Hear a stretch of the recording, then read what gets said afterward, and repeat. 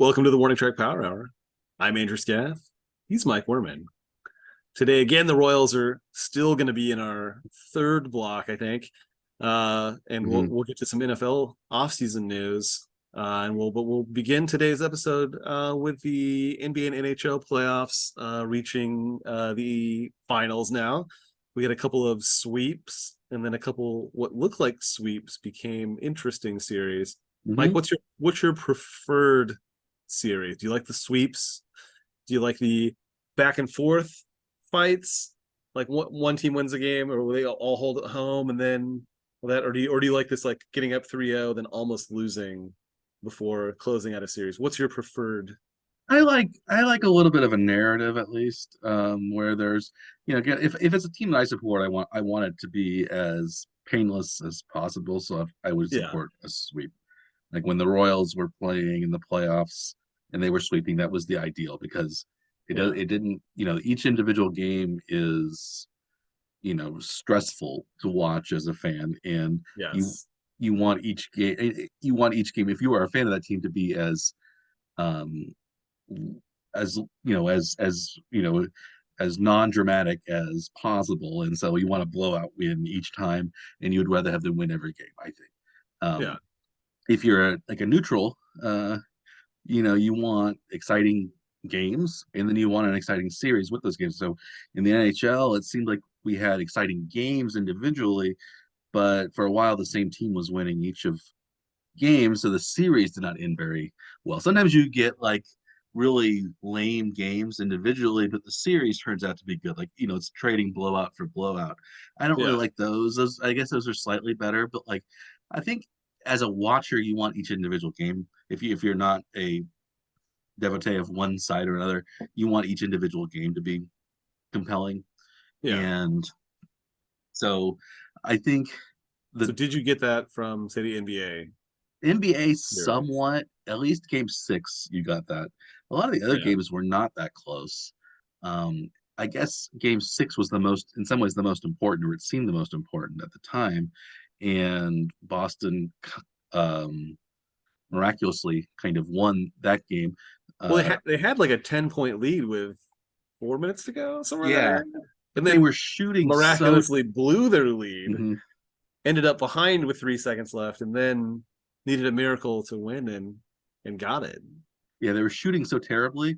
And I Yeah, think I had read that Boston's worst 3-point shooting night was game six, and they won. And their second worst three-point shooting night all season was game seven, which they lost yeah, badly. And so, like, they somehow managed to win when they were really shooting poorly. But that was probably because also Jason Tatum was healthy that game. He got yeah, injured very, very early on in game seven. I think he twisted his ankle like in the yeah, first minute or something like that, even. And the game was never quite the same. But but Boston was could have maybe been in it, but they shot so terribly from 3-point range, yeah. and that's like What? How about part of that the. final play though, where the ball, that Marcus Smart shoots, rattles in and happens to bounce, right in the same onto Mhm. the same side of the court, that the player was able to tip it back in. Had it gone the other way, rattled in and gone the other way, Yeah, it was a game of interest. It was no chance, right? Yeah, it reminded me a little bit of the old footage from the NC State Jim Valvano national championship when Yeah, the guy shot from long range, and then it was Lorenzo Charles who like it wasn't supposed to be an alley oop type play, but he yeah, turned it into an alley oop yeah, because it was short. But if that ball had hit the rim, he would not have had a chance right, to do that. So like sometimes those are just lucky yeah, plays, and just the way the ball bounced. And yeah, and the Celtics were, I think, lucky to get the game um, seven, but then yeah, they played really poorly. They had some injury misfortune, and yeah, um, yeah, and I don't know if I would have rather if I were a Celtics fan, if I would rather have had the team just lose uh, in four or five rather than like yeah, get your hopes up that they're going to win in seven. But I yeah, guess as a fan, you also want to say, well, they showed heart and grit, and yeah. You they don't want to get clawed back swept if you don't into the have to get series. swept, but yeah, Coming all the way back just to lose is seemingly Hmm extra disappointing, though, right? hmm And you had some of that with the Dallas Stars and Las Vegas Golden Knights series, but there was only 2 games, and then Yeah. kind of like Game 7 in the NBA, but even more so, Game 6 was a drubbing 6-0 uh, Las Vegas. So that wasn't nothing, that was not uh, even remotely dramatic. Even if you were Did you find it interesting wanting, that the Dallas won the 2 games that their captain was missing for, right? That he was suspended for 2 games for a pretty awful cross check. mm-hmm. And the 2 games that he missed were the ones that they won. Is that and then he was back for game 6, which they lost. So Yeah, Jamie. what does that say for the team? I When they win when their guess captain is out, but lose when their captain is present. Is that I guess strange? they were well. Their backs were against the wall when Hmm, JB Ben was out. So maybe you could say, well, they won it for him, inspired by him from the sidelines.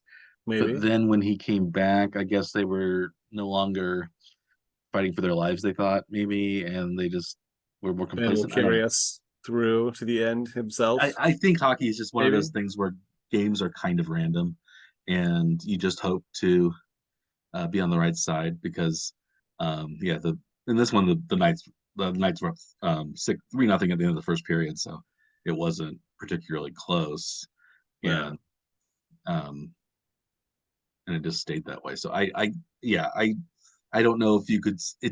It doesn't look great if you're the captain and your team plays better without you, but you could Yeah. say, well, at least maybe there are some mitigating circumstances or explanatory kind of events that take place, like the Notre Dame winning one for the Gipper is it's not taken usually as a sign that uh, George Gipp sucked and the team was better without him, but that Without, they yes. played an inspired game even though he was out and perhaps won. So that's Yes.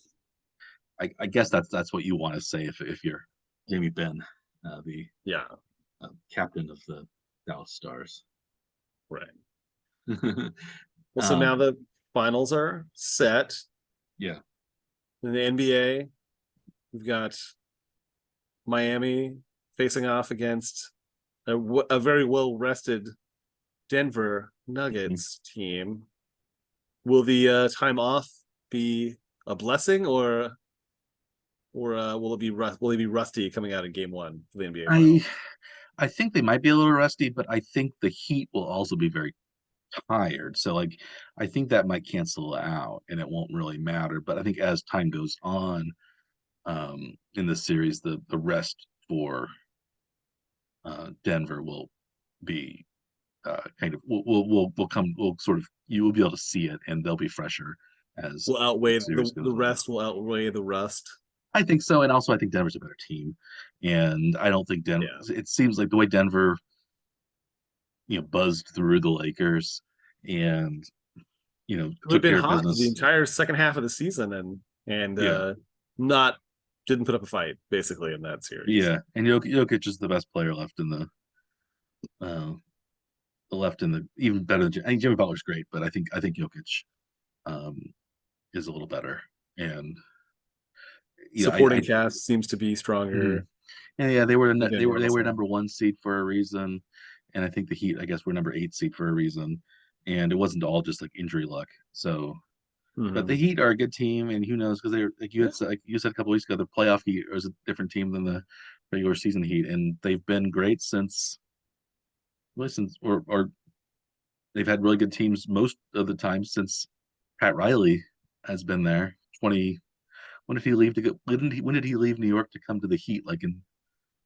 2000, 2001, something like that. They've had a pretty good team, and then they had the Shaq uh, teams and Dwayne Wade teams were good. And then when Shaq left, Right. LeBron came and they were good. And then Yeah. they've had some good teams in the last few years too with Butler and some other um, guys who weren't necessarily big name players, but they've still had some good teams with Spoelstra. He's been the coach for a while now too. He's It's the end of probably the LeBron era there, right? Yeah. Has he been around as long as is he the other than Popovich, is he the longest tenured Oh, NBA he might coach? be. That might be right. That seems surprising, but yeah, it probably is though. Yeah, it seems like even teams that like win titles are frequently Hmm. replacing their coaches within 2, 3 seasons. Yeah, So I'm looking it up right now. Yeah, so Popovich has been since with the Spurs since 1996. I guess he was a midseason replacement. Spoelstra's been with the Heat since 2008. Third is Steve Kerr with the Warriors since 2014. So, okay, that's 6 years though. That's not. mhm. Yeah, And apparently Michael Malone, the Nuggets coach, has been there since 2015. So he's the fourth longest tenured coach. The second and the fourth longest tenured coaches are in the finals. And I guess you would say the Spurs and the Warriors. I guess there's a correlation between long tenured coaches and success because you wouldn't keep that coach around a long time if they weren't successful. But also you could say, well, maybe the long term, the stability at the coaching level can be, a positive thing for teams too. You don't want to just change every now and again. Um, yeah. but yeah, this is yeah. So I like I don't know. I Spoelstra is a great coach. I think the Heat are a very good organization, but I think this is probably the Nuggets' time. And if the Nuggets had played, you know, a healthy Milwaukee Bucks, or maybe if Philadelphia or Boston had played better in the playoffs, I would say it might be closer. But I think I would guess, yeah, I think the Nuggets are going to win. I don't know how many games. I don't think it'll go seven. I just pulled up the Vegas odds. Denver is favored minus 400 right now to win the series. What would you guess the odds are? What do you think the odds are pointed to as what the final number of games will be? So Denver, they expect Denver to win pretty handily. I'd say And five how many games then. I'm games? going to guess five. 5 games is the lowest, the lowest margin anyway. Yeah, plus 265 for 4-1. Hmm. 4-3 is second. 4-0 is actually third. 4-2 Hmm. is fourth, and then I would say it's going to be 4-1 or 4-2. I think those would be uh, my top two. I don't think I think a seventh game. I guess a sweep is possible, but I would say, just because I think Miami at home it's a long ways to travel, hmm, and especially if I think Miami might steal a game yeah, at some point, and if that happens, it's gonna extend the series. I don't see it as a sweep, but it could be. Um, yeah. So Miami if you're doesn't. if you're taking odds on these, would you go take the 4-1? I would take the 4-1. That's what I was thinking. I, Yeah, I don't think Miami will roll over in the way that the Lakers did, yeah. even with Well, the LeBron. Lakers didn't play badly in all of the games, and they were in a couple of games despite not playing super well, but there were a couple, like two of the games were like very close anyway, but Yeah, they that's they true. weren't able to break it through enough No, to hold I, on. but I think also you can point to the fact that the Heat won Game 7 of the Boston series so handily, even though, Dominantly, like, you could say that, well, their confidence was probably shaken, especially after three straight losses, including one where they probably should have won but lost it in kind of dramatic fashion at the end. yeah, So it's, but I think Spoelstra's a better coach than, um, the than Darvin Ham is for the Lakers. So it's I remember when Darvin Ham was a player. You? no, no, not really. I remember his name because it was kind of funny. Hmm. Uh, Ham, but Damn. yeah, he played for Texas Tech as a college player. I remember that. He played for the Pistons a little bit. Um, but he bounced around and was not like a great player. But I remember the name because his name was Ham. And that was funny, I thought. But That's all the John Hamm stuff and carries I over like the guess Saturday Night Live John Hamm. I remember you really enjoyed that commercial. I didn't find it as funny, but Great. it was That's a something great that was one. right up your uh, scatological alley. That's the basis for my humor, right? Yes. But no, John, yeah, I like John Hamm, but the actor, not the product. And and yeah, but I remember I just remember Darvin Ham like playing the NCAA tournament, like in high school.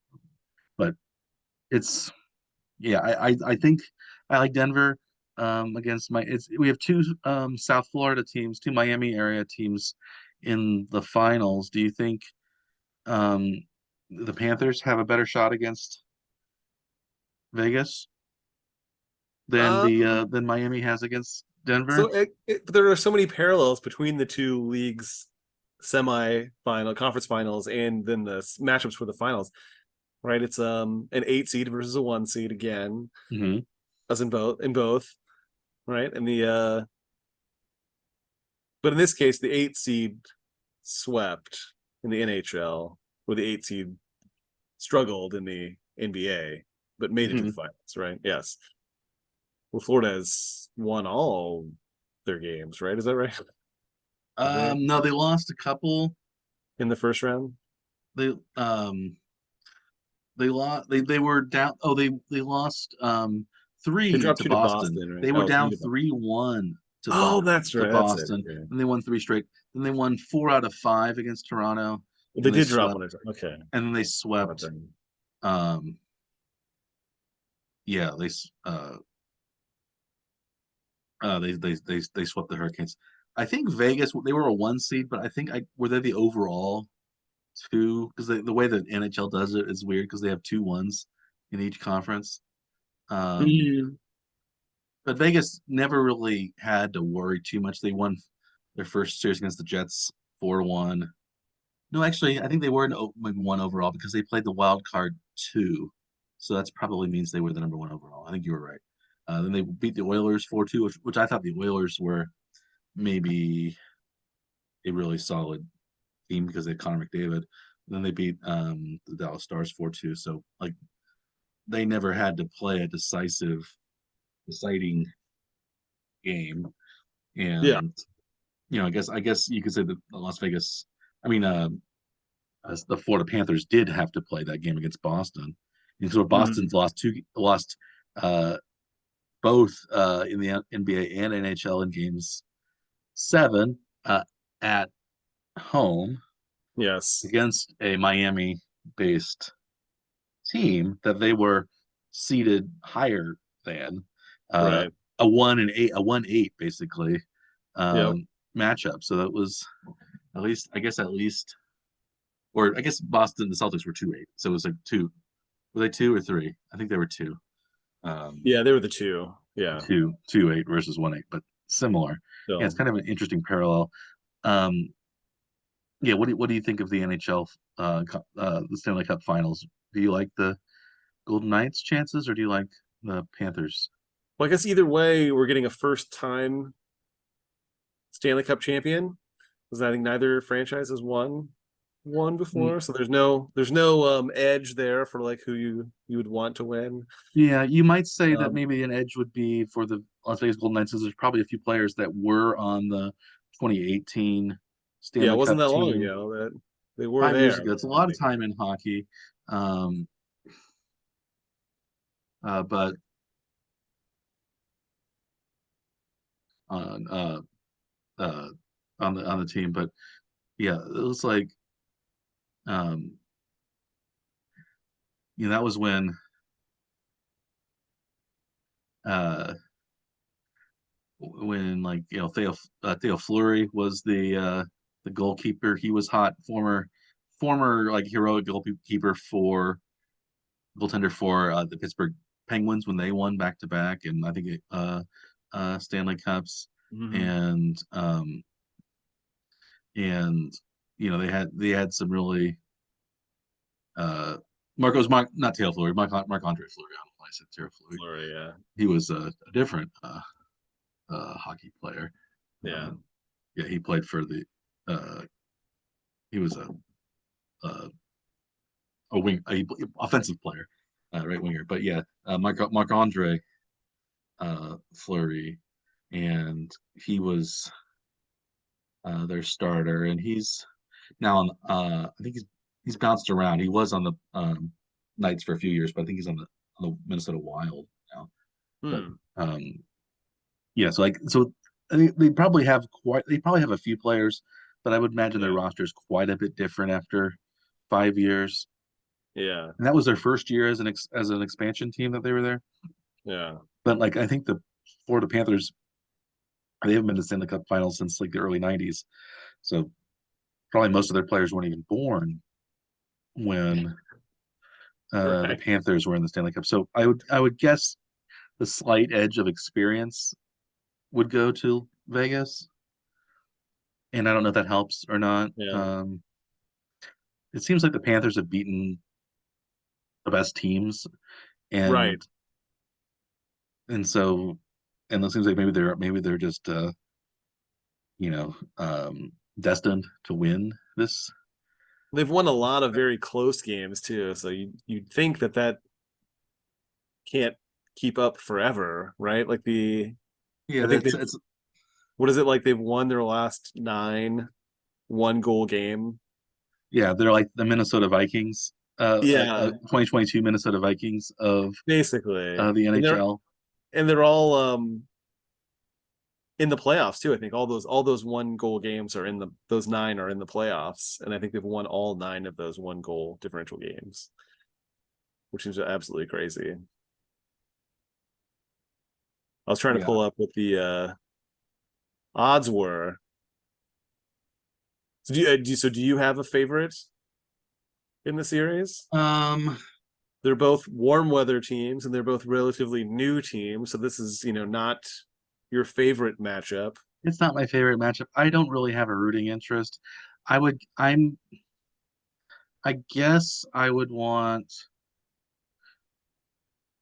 I don't, it sounds weird, but I guess I would want the Panthers to win because I think they've beaten the best teams, and I think the East was maybe a little stronger than the West, and they beat Boston, so the Boston was the best team. So Yeah. maybe it's them, but I don't really care. I don't really care about the NBA finals either. I have a better feeling that I think Denver's a better team, and so Yeah. Denver's going to win that one. But I've been wrong on pretty much every series, especially the NHL so far, I and think you have missed them all. Because and I've so taken whoever you did not take. I've whatever I taken take. they've been So I right. guess I guess I've sort of taken. I've said All I the was Panther. trying to do there was get you to pick who you were going to take, and then I was going to So take the other one. This I is guess I've basically a taken. guarantee. Yeah, I guess I've taken Panthers in the Yeah, NHL. great. I wanted to take Vegas anyway, but I Yeah. wanted you to say it first, so I wasn't going to steal your Okay. So guess. Panthers, and then I think you probably will pick the Nuggets too. I would guess, even though I picked Yeah, the Nuggets, because I I would think I there would have is. taken the Nuggets in 5, but if you're taking Nuggets in 5, maybe I'll take the Nuggets as a sweep then, Ooh, very just to be bold. different. But I don't think Miami's going to win though. So Yeah, I think Miami's going to be out of gas at this point because they played in the play-in tournament as well, yeah, and it's not like they just won the first game too. Because if they had just won the first game in the play-in, they would have been in the seventh seed. And here they had to play at least two more games, so they've right. played many more games in the playoffs now than Denver has. So Yeah. um, How many games for the NHL though? What are you saying there? I'll go seven. I'll go 7 games. Why not? Why not? I'll say 6 then, just to be different. Okay. But I think You- so you're gonna take Florida in 7. I've got Vegas in 6. Yeah. Okay. That sounds fine. And so Denver, so like in the terms of the number of games, so I guess if you include the play-in tournament, they played 2 games in the play-in tournament. They lost to Atlanta and then I don't remember who they beat to be the 8th seed. But they Doesn't played matter. five against Milwaukee. That was their easiest series. Yep. They've played 6 against the Knicks and 7 against the Celtics. 7 plus 6, 13 plus 5, 18. They played 20 games already in the playoffs. Which is a quarter Denver, of the season. yeah, Denver beat Minnesota in 5, Phoenix in 2, Lakers in 1. So they played 15 games. Um, and they played 5 fewer games over, and they have had longer And they've had rests. the last full week off. Mhm. Yeah. And you might say, well, maybe the long rest doesn't hurt teams as much as it used to because more NBA teams rest players during the season and they miss games just to kind of rest rather like so. Maybe they're more used to playing on longer rest even. So I don't know. I guess we both like Denver, but Yeah. I think the altitude is also a factor, and I think it's especially a factor against the sea level Eastern team. Yeah. It could be. Do you know where is the series starting out in Miami or is it starting out in Denver? That I don't know, but I can find out very quickly here. Game 1 is Thursday night, 7:30 Central in Denver. Yeah. And the NHL starts Saturday night in Vegas. Okay. So yeah. And just if you're curious, the Vegas odds in the NHL finals, Vegas is a slight favorite, minus 125 for the series. Your selection of Florida in 7 is the 4th best odds, plus 550. My Golden Knights in 6 is the 3rd best odds, plus 500. So they're Okay. pretty even. Yeah. And you want Golden and Knights you in 7 is the highest, best odds, I guess, or worst mhm, odds, whichever way you want to look at it. mhm. Lowest odds. And Panthers in 6 is the second one, if you're curious. Interesting. Panthers in 6. Okay. Yeah, so You, they you would so they think do though they flip back and forth as you would to think it would be Knights in 7, Panthers in 7 if they're both there and then yeah. lower. But that's interesting. And you also wonder, are the Vegas are the Golden Knights odds skewed because they play in Vegas? So like they probably get more hometown bets on them, and you would guess that Ooh, hometown maybe. people are going to bet for their hometown team rather than against their hometown team. So like, is Could it be. in? I don't know that I don't I they prob I would guess because the odds are made based on how many people bet on which one, and they try to Yeah. even it in terms of money usually. But you wonder if I would guess the casinos know how to do it in Vegas, especially after having this is their 6th year or something there. So like they know how to make Yeah. the money um, and entice enough people to bet on the Knights, especially if they're going to win, and maybe lessen their hit.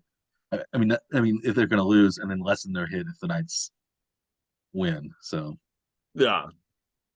Could be. and I guess they'll do that with the Raiders too, probably. Although you might say, Possibly the A's starting in just a few years, right?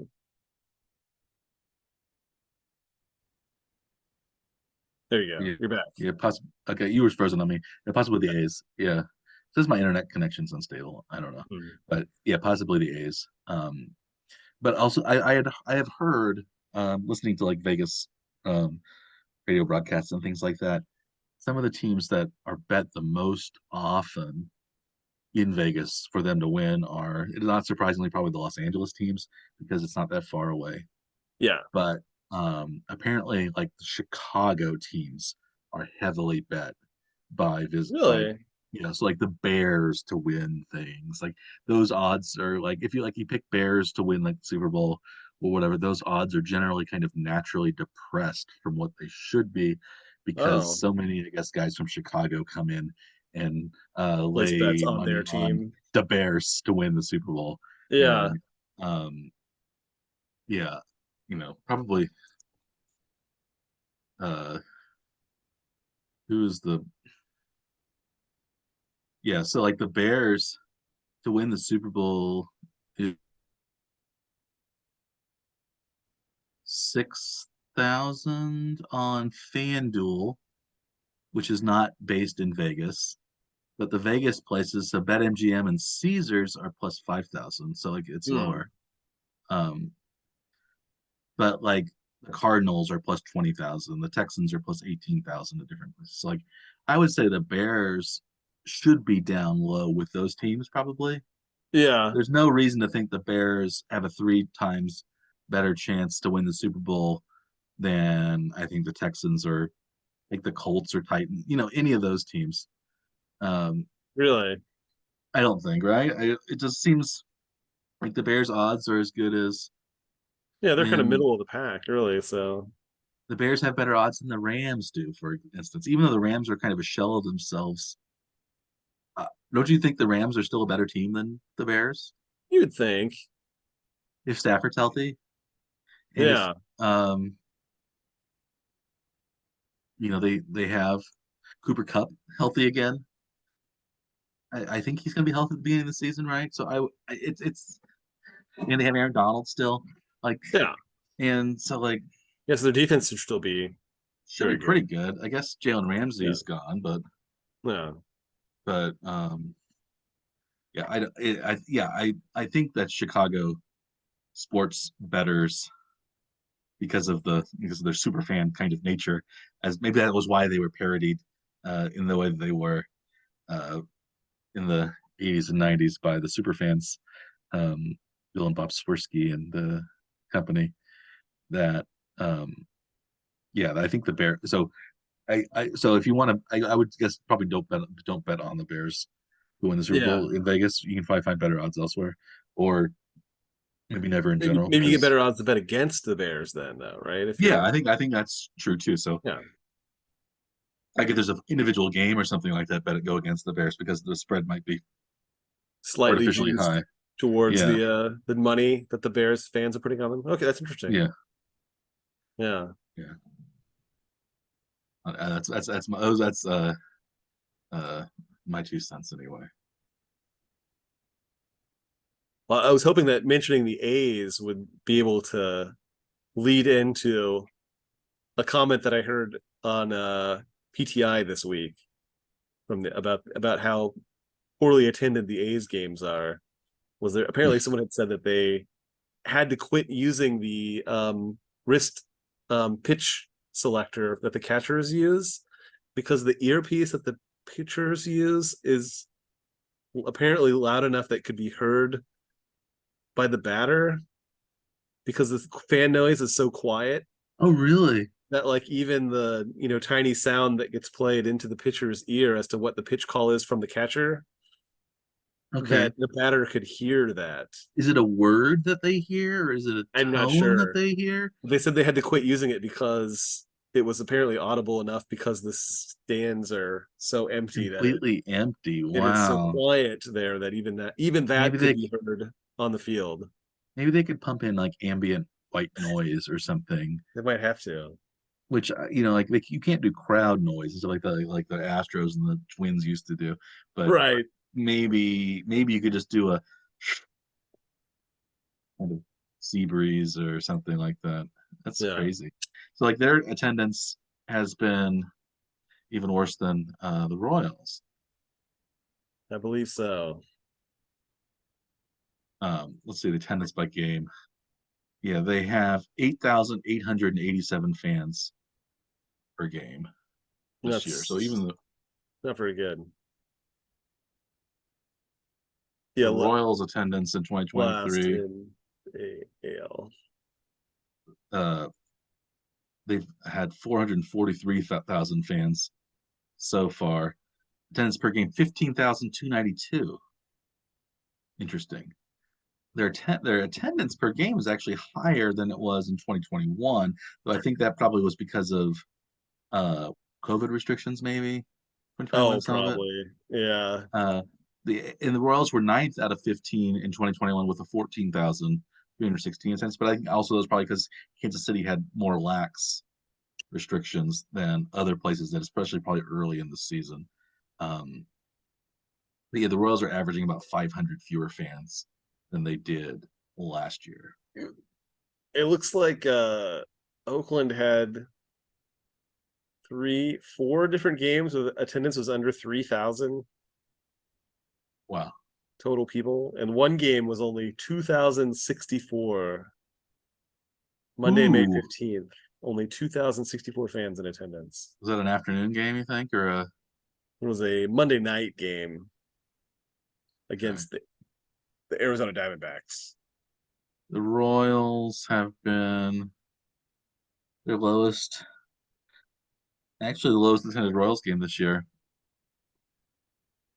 was Royals at no, it was the Royals home against the White Sox on a Monday night. They have 9,814. They had one more fan for the lowest road game, and that was at the Diamondbacks. 9,000. That was 815. So like that's funny. Um, they had One so person difference. one Yes. person, yeah. That's The crazy. Royals at the Cardinals. They Did what they lose both of those games? the Royals at the White Sox, the 9,001. They won that one 12-5, Oh, and they lost 5-4 against the Diamondbacks in the other under 10,000 wow. game. It'd be interesting to see if the Royals play better with fewer eyes on them, Yeah, or if that's they what, if that's what I they was curious. if they shrink in the spotlight, or if they play better with the fans. But their biggest attendance games so far this year Looks like it have was yesterday. yesterday. Yeah, it looks like it's a little higher. They had some high ones against the Angels and against Padres, but of course those were in California. And this one, the Royals at the Cardinals, 45,911 saw the Royals almost no hit the Cardinals. So that was almost perfect game against the Cardinals. They had a perfect game Yes. going into the eighth Seven inning, seven full perfect innings.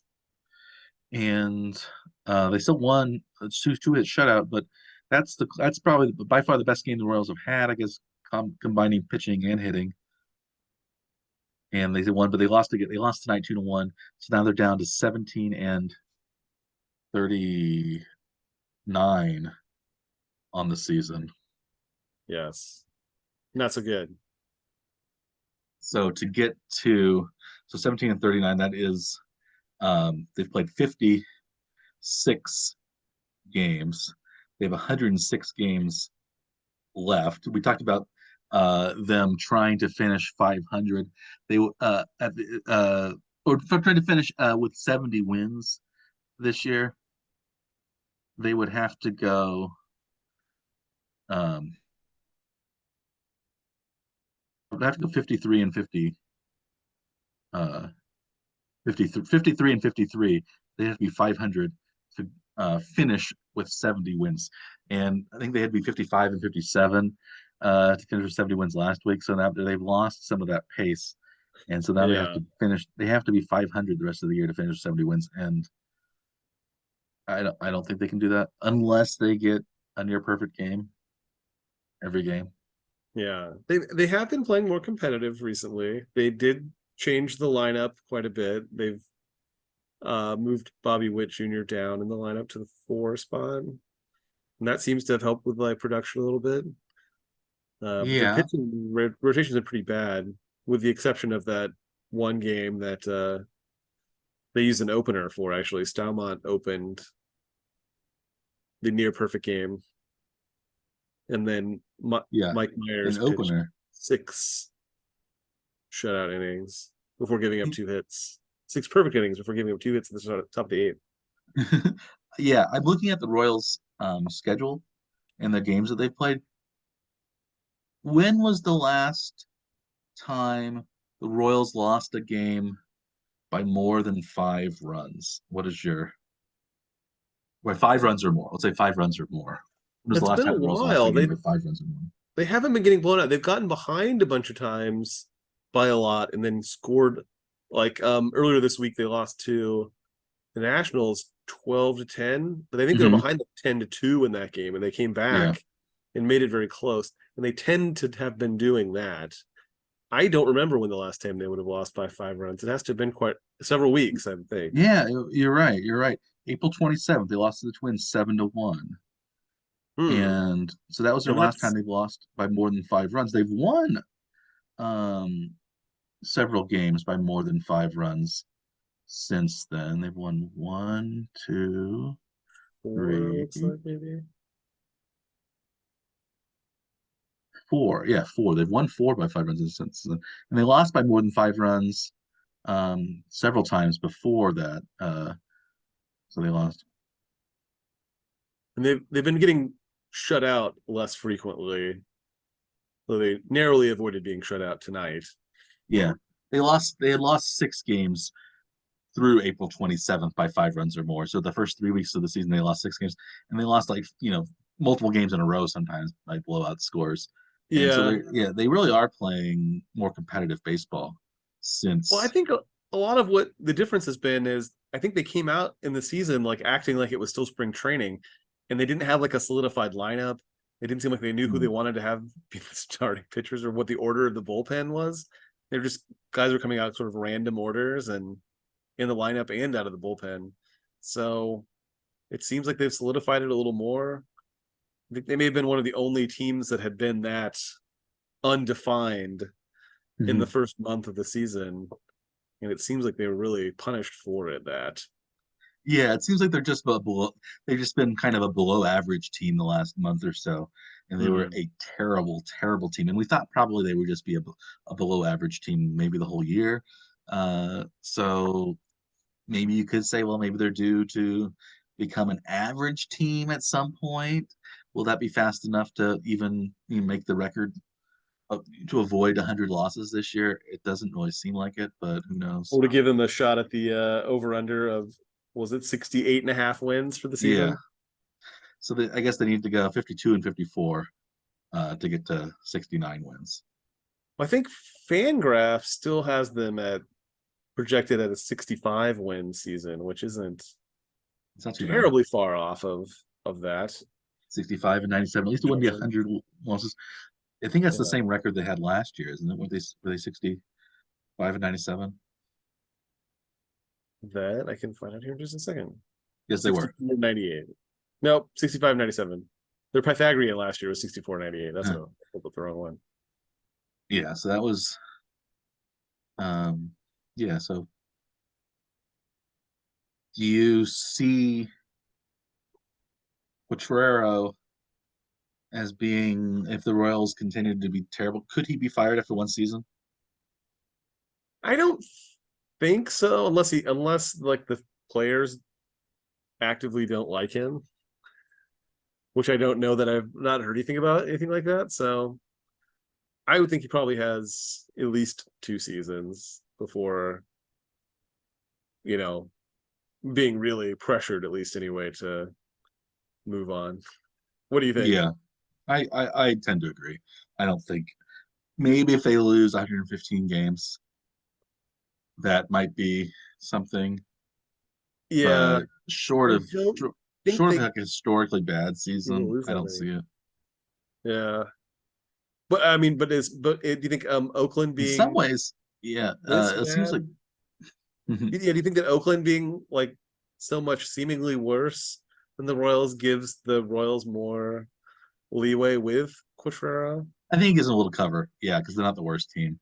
Uh, Um, Another player, somebody that you've been really not happy with lately, or this whole season, maybe forever. It's been a long time since you've been happy with this player, but Nicky Lopez has been playing pretty well yes, it's been in the great this over the last week. last month.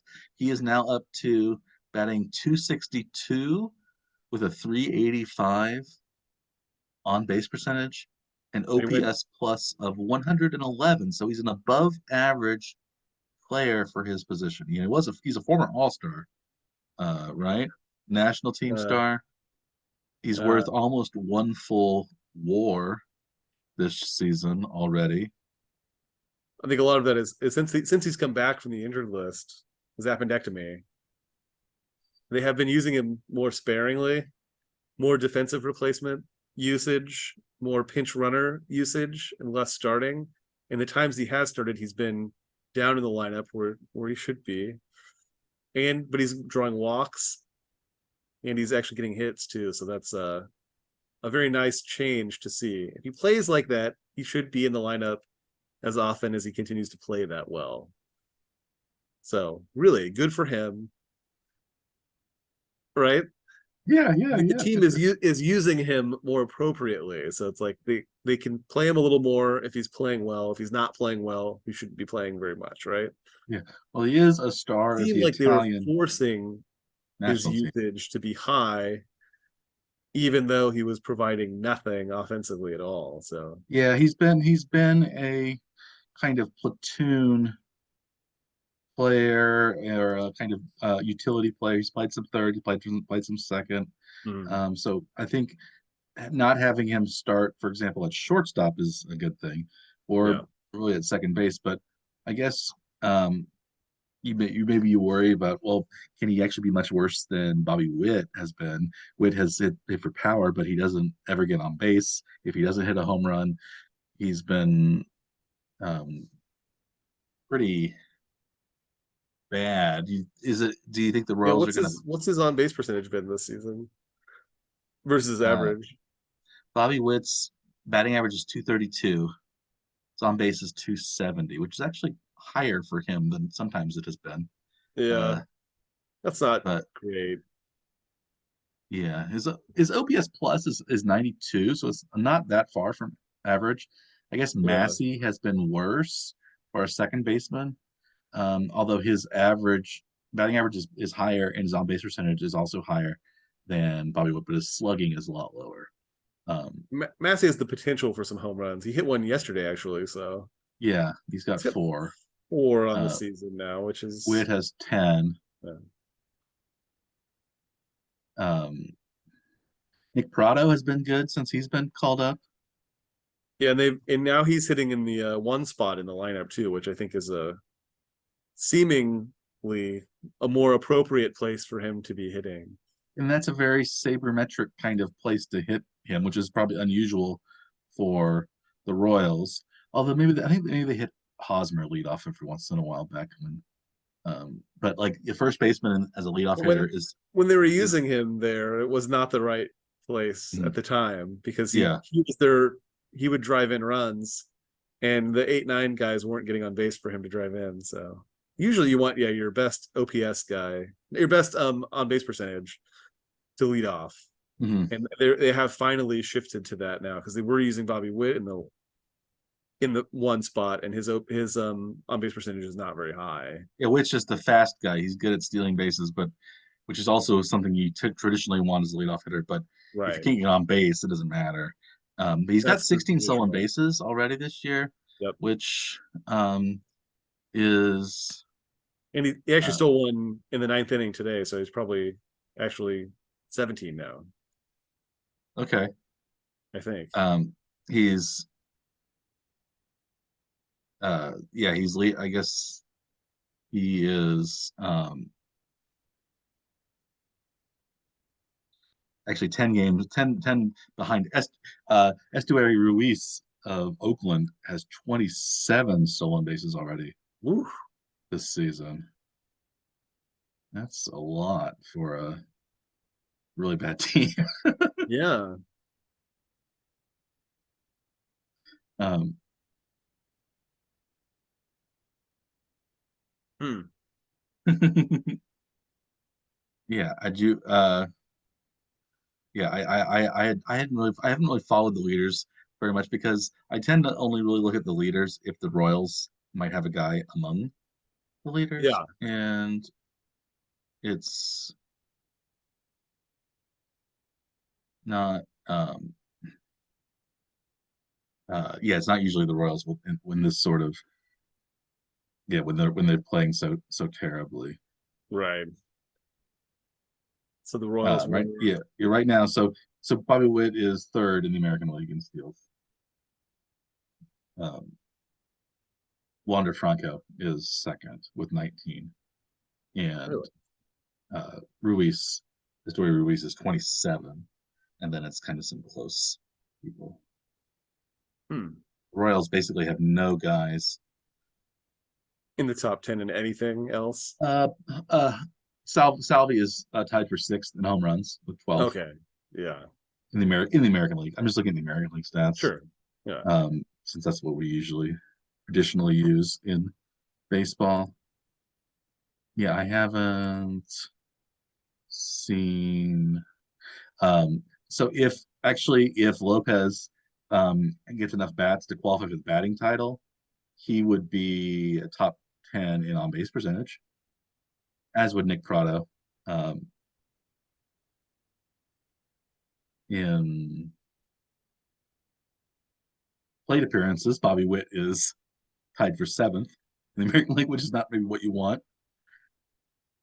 At bats, he is number 2 actually because he doesn't ever walk. He has 224 at bats. Dante Bichette or Bo Bichette, Dante Bichette's son. Yes. Dante Bichette's son is leading the league, but he also has 78 hits. So he doesn't walk anymore per at bat than Witt does because his on base percentage is only 376, but his batting average is 338. So like it's really close together. But if you have 376 on base percentage is really good, but if you have a 338 batting average, you would say, well, you should be way over 400 probably as your on base percentage because the way pitchers would pitch you and things like that. But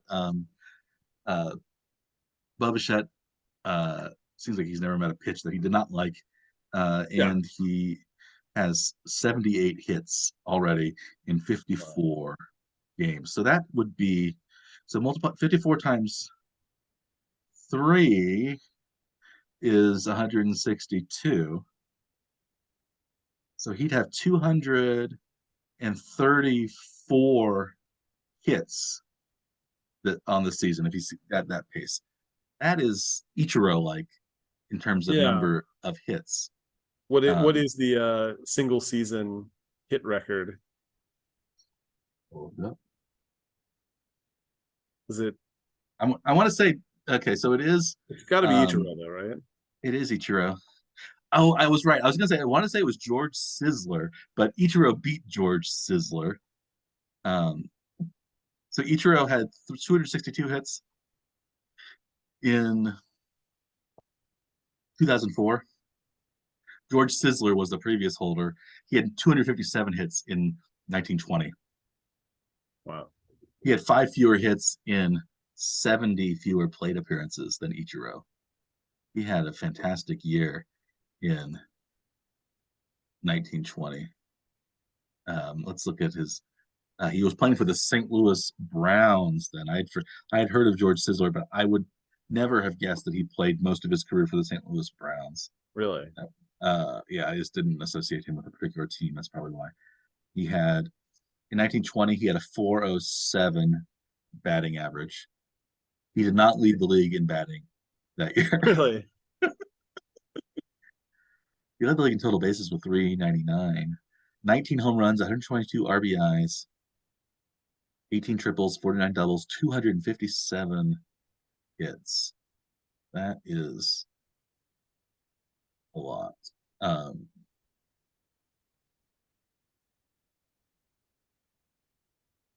looking at players. So who do you think led the? Well, it says that George Sisler led the league. Maybe he only led the American. Maybe he only led the American League in batting average. Yeah, Tris Speaker was second in the AL 388. Well, I guess he did lead the league. He did lead the league in 407. Never mind. I was Baseball Reference confused me for a second. Yeah, it was bold, so he won. Yeah, he did lead the league of 407 batting average. Roger Slinsby led the National League at 370 batting average. So yeah, he won the batting title by a lot. Yeah, he had a 420 batting average 2 years later. But George Sisler's lifetime batting average was 340. Wow. And that included several like later years where he was lower, but his last season he was 309 at age 37. So he was a great here. He didn't walk a lot. 407 batting average, 449 on base percentage, but he had a 632. So he was a really good player in the kind of the tail end of the dead ball era, beginning of the home run era, but he was not a home run guy.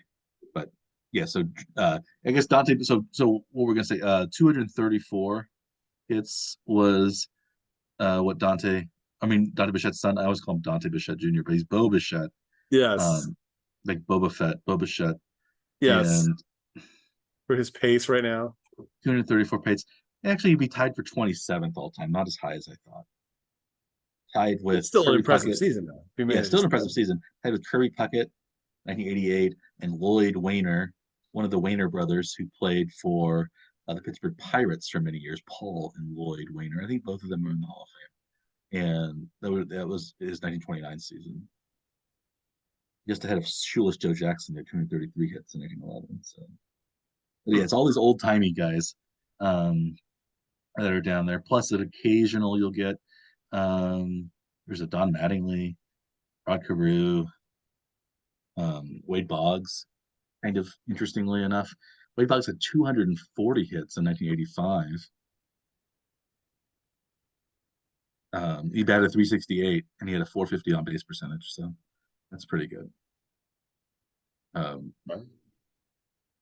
It looks like he, all the post 2000 are Ichiro, like three yeah, times. yeah, Ichiro. 230, he had 238, 242, and 262. Yeah, 262 hits that year. Wow. Yeah. 2004. So that was his. He batted 372 that year. Batting average. He won the batting title. Ichiro's batting average was 311. But it's only that low because he played so long after. So he batted 300 every year until his age 30 through his age 36 season. Yeah. He hit 315, and then he kind of dropped off beginning at age 37. Then But he bumped back up in his age 40 season. And his age 42 season was back up to 291. yeah, yeah, he was a remarkable remarkable player. He had 3,000 over 3,000 hits in the majors and had well over 1,000 plus in the Japanese league. So he has, in terms of professional baseball at its highest level, he has surpassed Pete Rose, who had 4,256 hits, I think. And I don't know what Ichiro's hit total was, including the Japanese league. It was Total with Japan 4367. 4367. Yeah, 1,278 hits in Japan Okay. in his looks like 9 seasons in Japan.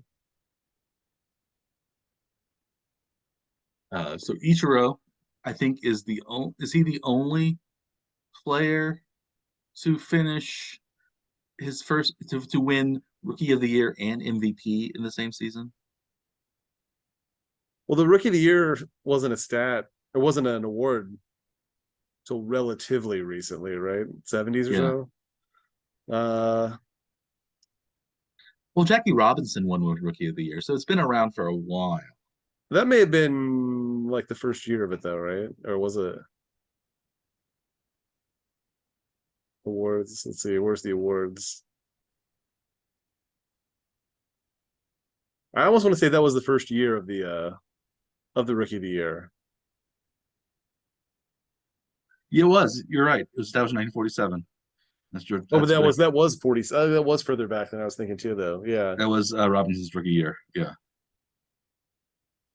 and so they used to only have, I think, um, rookie of the year for The league or the something. league, but then by 1949 they had separated it. So I think Cy Young might have been only for the whole majors as well For for a little while. majors. I think that's right. But yeah, so Jackie Robinson, rookie of the year, 1947. Um, but yeah, that's probably it's got. I'm pretty sure that's the only. Um, Fred Lynn, 1975, probably came close. Fred Lynn had a remarkable career in these like set in his in the 70s. Oh, Fred Lynn was Rookie of the Year and MVP in 1975. I was right. Okay. Um, he was great through like age 30 or 31, and then he fell off. Um, It has only happened twice. Rookie of the Year and MVP. so Fred Lynn and Ichiro. Fred Lynn, 75, Ichiro, 2001. Yeah. Um, It looks like there's each only one player has won Cy Young and Rookie of the Year in the same year. Who was that? oof. I want to say Fernando Valenzuela. That is correct. Yes. I was gonna say Dwight Gooden, but then I thought, no, I think it's his second year. Fernando Valenzuela. He was a sensation when he started. What was Val? I'm gonna look at Valenzuela. He might have been almost MVP that year too, because he was a huge uh, superstar. Whirlwind success, right? It was fifth in the MVP in 1981. He he only won 13 games, but he was 13-7, 2.48 ERA. 1980. Oh, it was a strike shortened year, 1981. So there weren't that many games played. So that's why he won the Cy Young with only 13 games, because that was when you had to like win all these games. It didn't matter what your ERA was or your other stats. If you led the league in wins, usually you won the Cy Young, unless it was like, you know, crazily apparent that the other guy who won like one fewer game had like a 2 point ERA lower than you. In that But year, Valenzuela did not lead the league in wins. Tom Seaver did. Seaver was 14-2. Valenzuela was 13-7. Valenzuela had a slightly better ERA. that's interesting. That's Seaver. I guess it was just the Valenzuela had a Fernando. lot more. He had almost 100 more strikeouts. Valenzuela had 180 strikeouts to lead the league. Yeah, Yeah. So that the strikeout numbers must have done it. actually pushed him over the top, because that must have been really close though. And Oh yeah, it narrative. was only 3 points. The voting was only 3 point difference, 70 to 67 for the voting Yeah, for Cy Young in 1881. Yeah.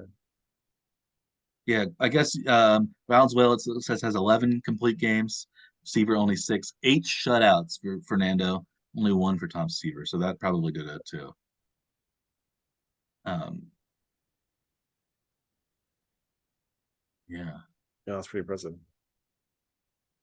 But anyway, that's baseball. Should we move on to? Yeah, so I was gonna say the Royals have a really weird schedule this week though, because they back to back off days for Wednesday, Thursday this week. That They is play 3 games against Colorado and Kansas City, and then they play. Let's see what they've got a couple games before our next episode, and that would be against who is it? I lost it. I went back too far. Schedule. There we go.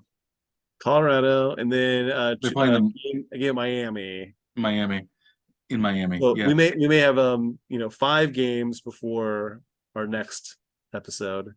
But that's really strange that they have 2 days off in a row, Yeah, very and it's strange. not like a rain out or something, and it's not Hmm. the All-Star break. A And scheduled back to back off days. I don't remember seeing I that don't think happen. I've ever seen. I can't ever Yeah. remember that.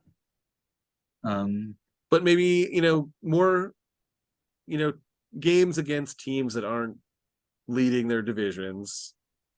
Where do you think the Royals will be when we meet next? 5 games, 3 against Colorado and Kansas City, 2 games on the road in Miami. well, apparently the Marlins they've been winning games, but like Hmm. we said, their run differential is not very good. So I think the Royals could win 1 out of 2 against the Marlins. I think they'll probably win. Let's. I'm going to be very optimistic. I'll say the Royals are going to be 3-2. and so they'll have 20 wins by the time we get to next week. The next episode of the Warring Tribe Power Up. Yes. Sounds good. Let's go for that. Okay.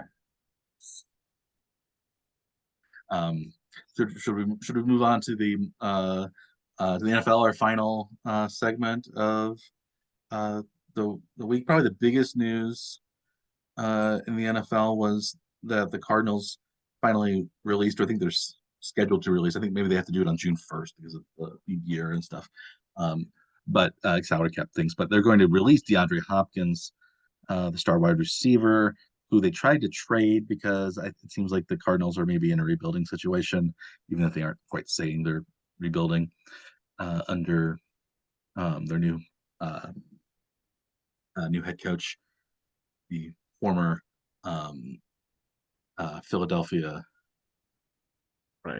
Eagles head coach, Philadelphia Eagles defensive coordinator Jonathan Gannon, who was got the job before the Super Bowl, and then probably after the Super Bowl, the Cardinals would have said, "Oh, maybe we didn't. Maybe we should have given the job to somebody else." But Jonathan Gannon, new coach, and they're becoming more defensive minded, I guess, which is kind of stupid, but that's what they want to do. And so they're getting rid of DeAndre Hopkins. They wanted to get like a draft pick for him. The Chiefs apparently were in semi-close negotiations with him, according to a recent Sports Illustrated article by Albert Breer.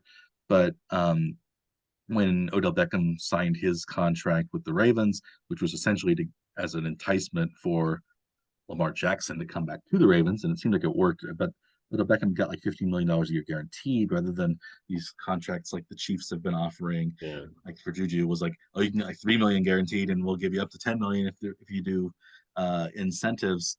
And so that didn't end up happening, but maybe Beckham will come around. Although the Chiefs have signed Donovan Smith since then, some other people, they're right up next to the cap. So it seems like the Chiefs and the Bills are the two teams that are kind of Super Bowl real contenders that are possibilities for Hopkins. And then there's some other teams maybe that will give him more money, but are only sort of outside fringe contenders, maybe. Yeah, or outside contenders like Cleveland or Detroit, Green Bay, maybe. We even Dallas, I guess you could say, sort of. But yeah, I think Dallas and the Jets are probably the two that would be fringiest of the that you would think he would be considering more closely if they're interested in trying to sign him. That is too, right? So the Jets have brought in so many receivers this year, and partly to entice Aaron Rodgers, partly to keep Aaron Rodgers happy once he got here. But it seems like they can't bring in too many more people since they still have cap room somehow, though, apparently. So yeah, I guess they have a fairly young team. They've been anyway, or they did until they started pulling all these guys in, right, from outside. Yes. And well, you know how like Rodgers doesn't tend to work very well with new receivers. It takes some years, it seems like, to develop any sort of chemistry with somebody, and sometimes it never happens. And I don't see him going to the Jets, although it's New York. You might think, well, and I guess I could see Dallas more easily because other than that's kind of where I think he'll end up, is my guess, at least anyway. Dallas doesn't have a lot of, because they've given away a lot of their talented wide receivers lately because of cap issues and things like that. So Amari Cooper's gone. Other guys who they've had recently are gone. But I can see Dallas. I guess I haven't heard Dallas's name mentioned very much, which I would. I'm surprised that they haven't talked about him as much there. At least I've heard the line. Likely spot. Yeah, I've heard the Lions a bit, so that might be. What about the Raiders, Mike? What do you think about? Think they could be going? Think he could be heading to the Raiders to work with Garoppolo? Well, if he's heading to the Raiders, he might not be working with Garoppolo, given the contract details that have been leaked recently. That Garoppolo did not take a physical to sign with the Raiders. It was waived because of his foot injury, but he has to pass a physical before he can play for the Raiders. And if he doesn't, he doesn't get any money, and the Raiders don't have a quarterback. And Does Tom Brady have to step in because he's trying to own the Raiders? Now, who knows what will happen with the Jimmy G situation. There's got to be some other kind of fringe. I don't think it was actually like they didn't actually just like waive the physical. Like he signed a waiver that basically the team wouldn't be liable for any of his contract Yeah, if an injury causes an him to issue get for the team, I worse. guess, right? But I think he has to Yeah. pass a physical before he can play. But Hmm. they waived the physical when they signed the contract, so they said, "Well, we'll let it ride till later or whatever." I guess. Yeah. But like, And then he apparently just had a foot surgery, I guess, too. Like mhm, maybe somewhat surprisingly to the team, even. yeah. And so what do you think? So let's assuming Garoppolo. So he didn't have it during the season. He had it after when because he was hurt during the season. I guess he wanted maybe to play in the Super Bowl or something. Is that maybe why? Because it seemed like he Maybe. was angling at that, but he broke his foot or something, and yeah, he signed this waiver in place of a physical. And so if they don't take Garoppolo, what do you do if you're the Raiders? I guess Carson Wentz is still available. Do you sign Carson Wentz? Is he the And I mean, it's really potentially damaging to the team if they didn't know about this. You know, they could possibly have tried to get someone else in free agency or add somebody in the draft that could be a potential replacement, or at least prioritize it more heavily to get a quarterback prospect. yeah, But yeah, now it's getting very difficult for the team to do anything about yeah. not having a QB1 basically locked Right up. now, Brian Hoyer is the only NFL experienced quarterback on the roster. Aiden O'Connell from Purdue, I think he was a fourth round draft pick this year, is also on the roster. So Jared Stidham is gone. Derek Carr, of course, has gone to New Orleans. So they don't have really Hoyer, I guess, as a whole is a New England Garoppolo is an old New England guy, which is what I guess Josh McDaniels wants. So maybe that's why you Mm. think Tom Brady will come in. But yeah, I don't.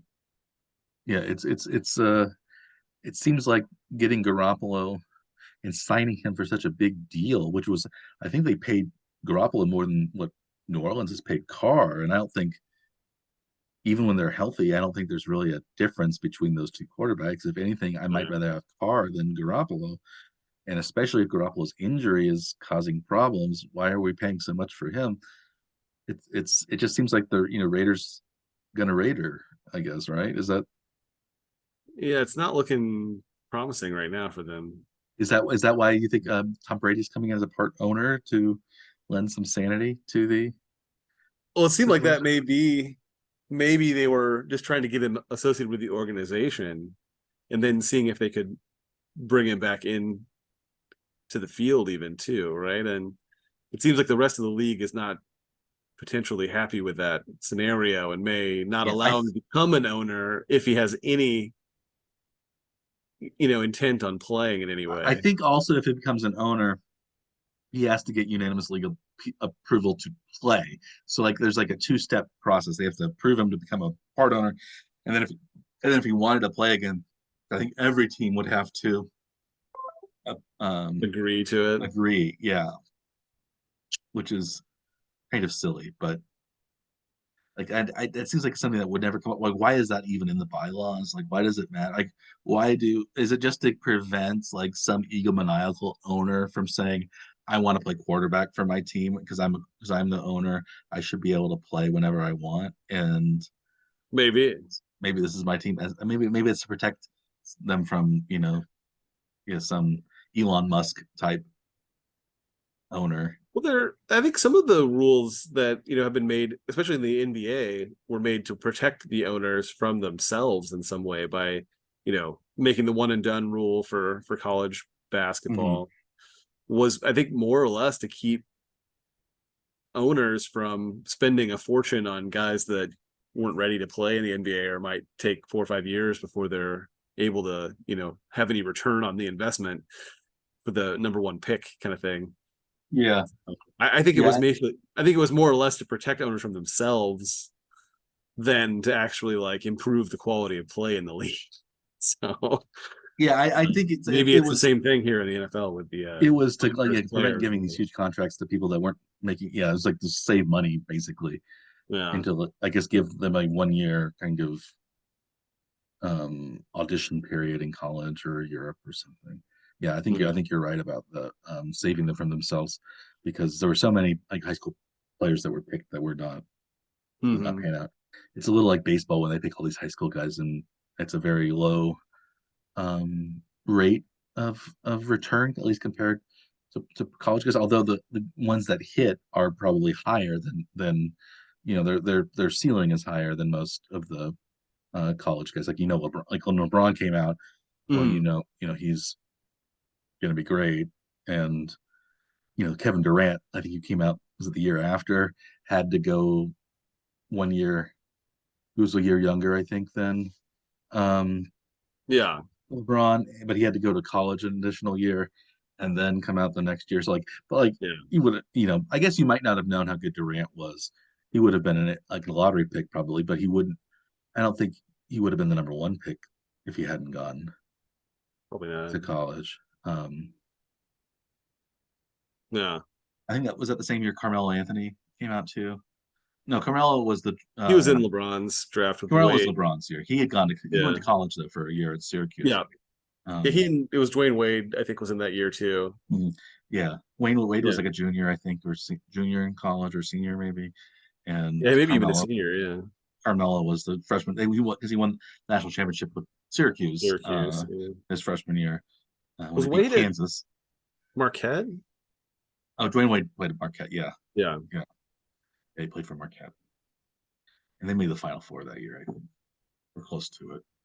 Um, they were a good team, but anyway, yeah, it's odd that the Raiders are doing some of these things that they're doing, despite it seems like they aren't learning from a lot of their past mistakes, where they're just kind of, well, they've always been the kind of doing it, they're doing their own thing, and sometimes, and for a long time that really worked for them, but now maybe the last 20 years at least it hasn't worked for them. They Well, haven't been.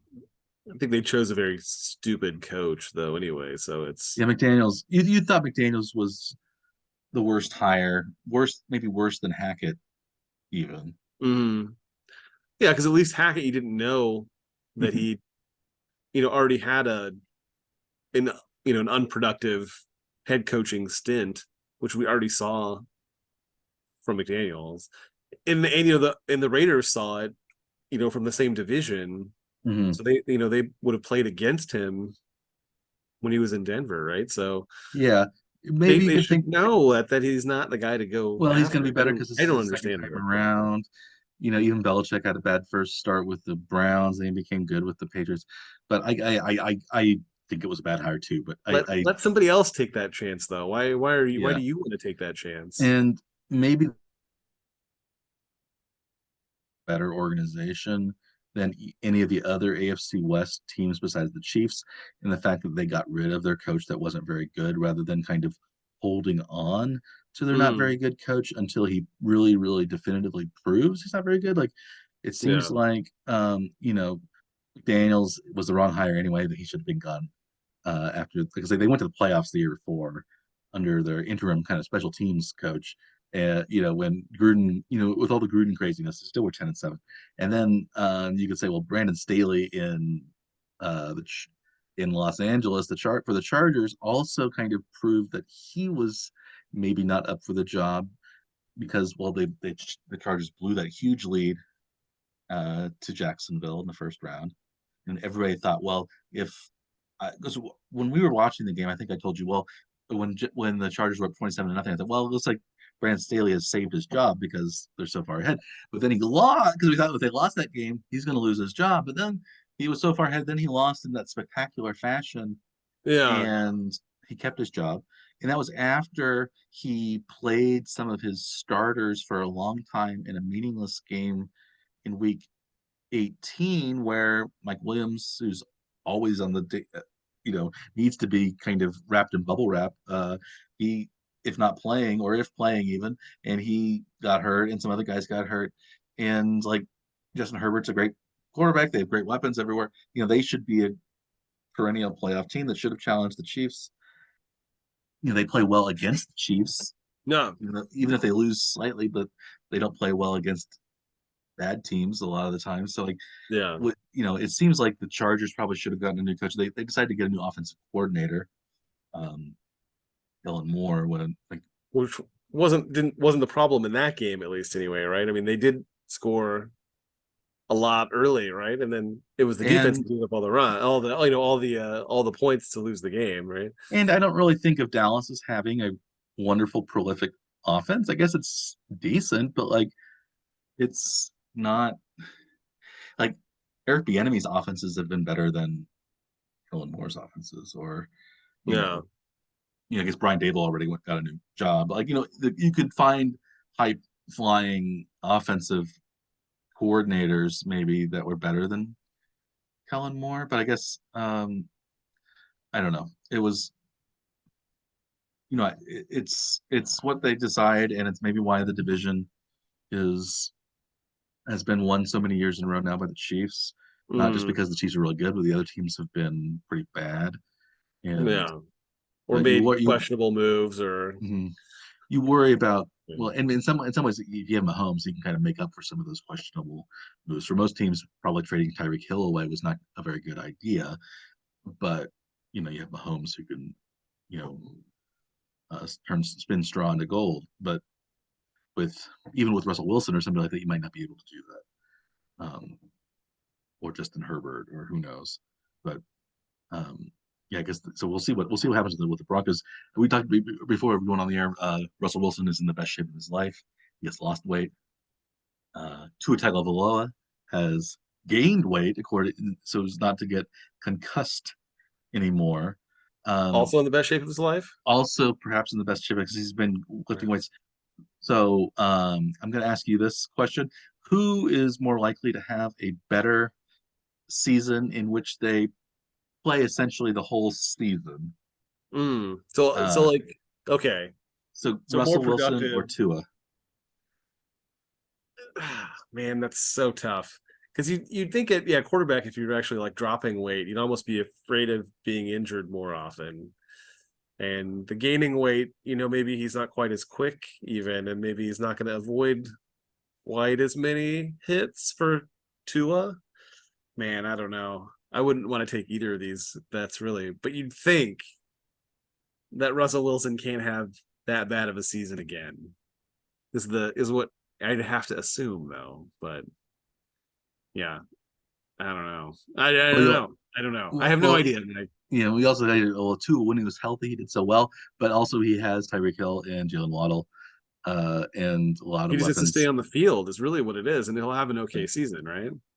Yeah, But can he uh, stay on the field? And I don't know that you can, make that bet if you even wanted to, right? yeah. I wanted to ask you just because it was Ugh, a that's choice that tough. did not have appealing options. You think Ah, maybe neither was going to happen. Yeah. So I guess you could say, well, so if one of the quarterbacks went down, I guess maybe think the Dolphins would do better because now they have Mike White as their backup, and yeah. who had a pretty good season when he was healthy for the Jets. But they still have the Dolphins have a lot of talent offensively. Hmm. I think more than the Broncos do. Yeah. But But you can't imagine really that Russell Wilson that'd be that big of a drop off from leaving Seattle to Denver. That was just a massive drop off though. well, And he's getting older, and maybe that's what it is. I don't know. coaching maybe has something to do with it. I Coaching, don't I'm know. sure, had I don't something to do really with it. following. Also, I think Wilson's rubbing his teammates the wrong way, and the general atmosphere in Denver that seems to maybe be curtailed a little bit by Sean Payton now. Maybe that will help Wilson play better, but maybe maybe Wilson will be upset that he's not allowed to do some of these things and he won't play perhaps as well as he could. I don't know. It's hard to say. You think you won't be allowed to do high knees on airplanes? We might not be allowed to talk about it as much, but I don't know.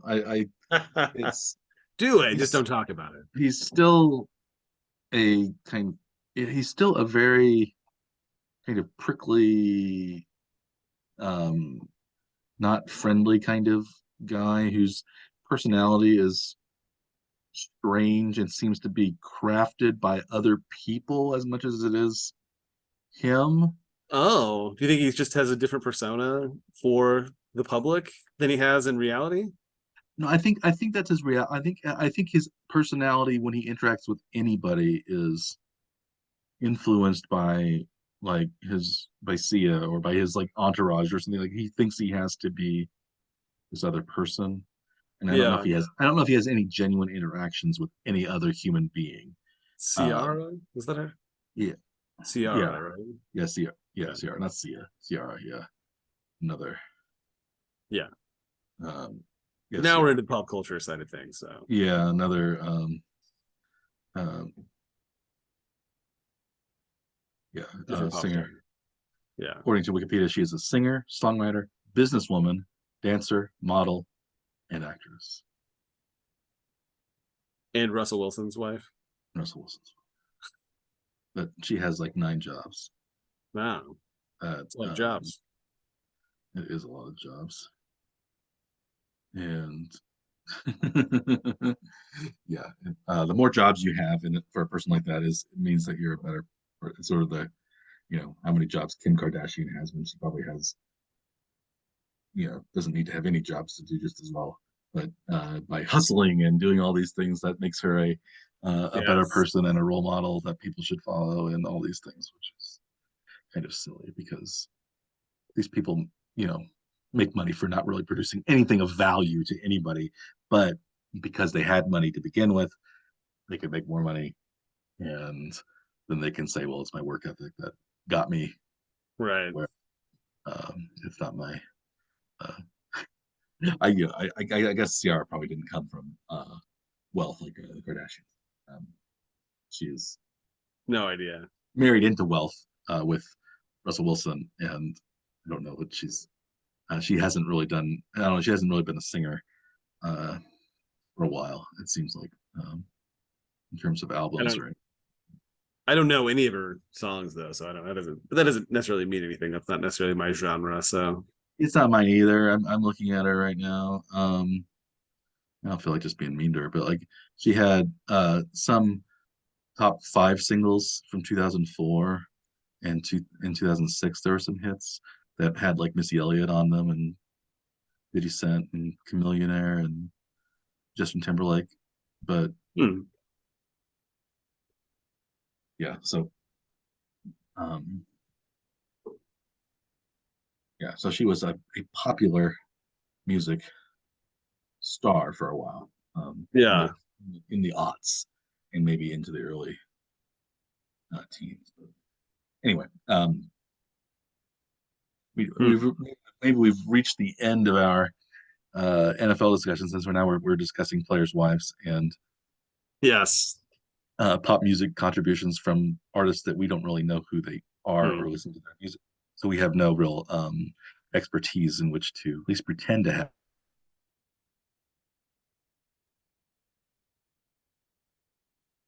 an episode here.